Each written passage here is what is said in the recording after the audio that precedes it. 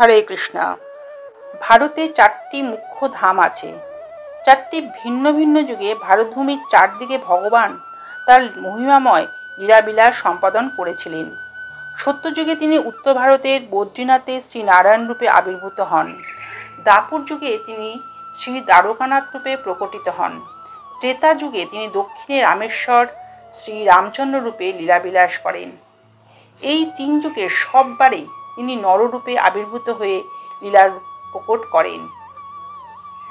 কলিযুগে তিনি পুরীধামে ভগবান শ্রী জগন্নাথ রূপে বিগ্রহ মূর্তিতে প্রকটিত হয়েছেন। এই যুগের মানুষের জন্য শ্রী জগন্নাথ অত্যন্ত গুরুত্বপূর্ণ। 4 ধামের মধ্যে জগন্নাথপুরী সর্বাপেক্ষা মহত্তম।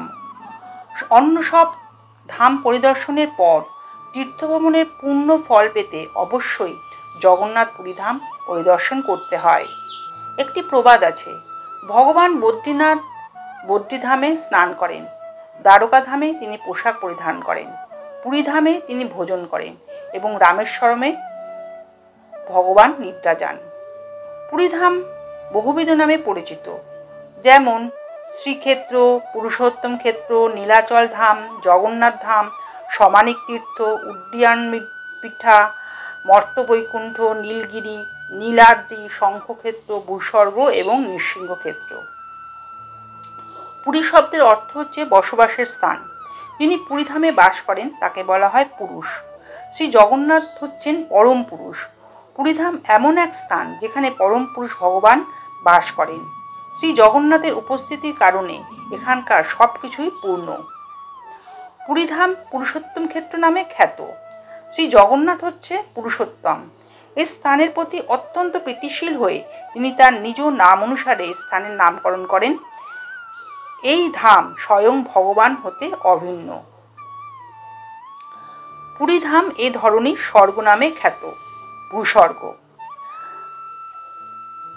শ্রীক্ষেত্র এই স্থান যদিও বিষ্ণুর ক্ষেত্র, তবুও এই দিব্যস্থান লক্ষ্মী দেবীর দ্বারা প্রভাবান্বিত। গৌড়ীয় বৈষ্ণব সিদ্ধান্ত অনুসারে পুরীধাম শ্রীমতী রাধারানীর মাধুর্য ভাবের দ্বারা সম্পৃক্ত অনুরঞ্জিত। শঙ্খক্ষেত্র পুরীধামের ভৌগোলিক আয়তন শঙ্খের মতো। উড়িষ্যার পবিত্র ভূমি 4টি ক্ষেত্রে বিভক্ত। এই ক্ষেত্রগুলির নামকরণ হয়েছে ভগবান শ্রীবিষ্ণুর হস্তধৃত 4টি অস্ত্র শঙ্খ, চক্র, গদা ও পদ্মের নাম অনুসারে। পুরীধাম শঙ্খক্ষেত্র নামে পরিচিত, ভুবনেশ্বর চক্রক্ষেত্র, যাজপুর গদাক্ষেত্র এবং কোণারক হচ্ছে পদ্মক্ষেত্র। স্কন্দ পুরাণে পুরীধাম নৃসিংহক্ষেত্র নামে খ্যাত।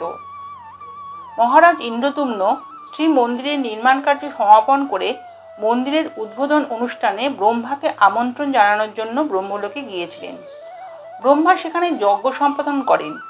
ওই যজ্ঞ থেকে ভগবান নৃসিংহদেবের এক ভয়ঙ্কর মূর্তি প্রকটিত হল। ভগবানের মস্তকের ওপর সপ্ত ফণাযুক্ত অনন্ত নাগ শোভা পাচ্ছিল এবং তিনি তার ক্রোড়ে লক্ষ্মীদেবীকে ধারণ করেছিলেন। মহারাজ ইন্দ্রদ্যুম্ন ভগবানের এই রূপ দর্শন করে ভীত হলেন।